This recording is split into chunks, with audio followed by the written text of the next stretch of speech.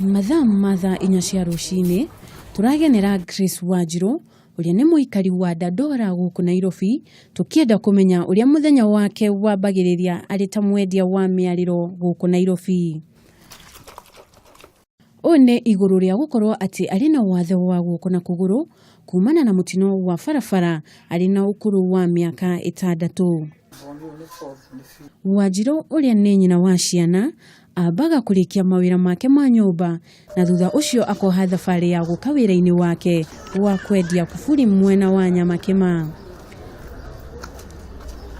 Na thutha wa gukinya tauni, Wanjiru akambiriria mihango wira-ini wake akimenyaga wega ati njukaniriro no yumire o ihinda o riothe gatagati gake na borithi cia kanju aria mamanyitaga ona wao gukorwo na wathe. Ntuikaraga ukara wira ugakuwirwo ugaikio ngari tani ni ndakuwitwo nginya ngatuika customer wa igoti-ini. Ningi Wanjiru arauga ati miturire yao ta andu aria mari na mawathe ikoragwo hatikaine hindi ciothe tondu hindi iria nditimurano yaumira o matihotaga kura ta aruna ao kumana na wathe wao.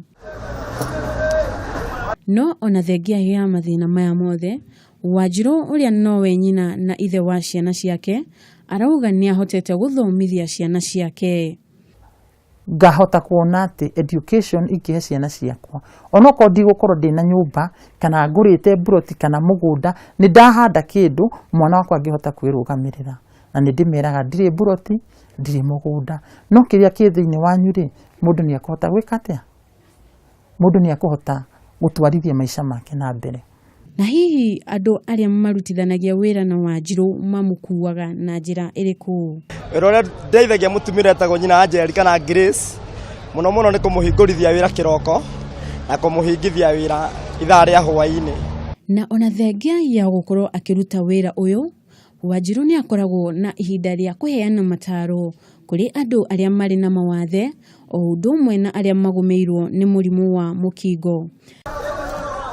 Grace Wanjiru ni kionereria kiega kia wathe ti wonje.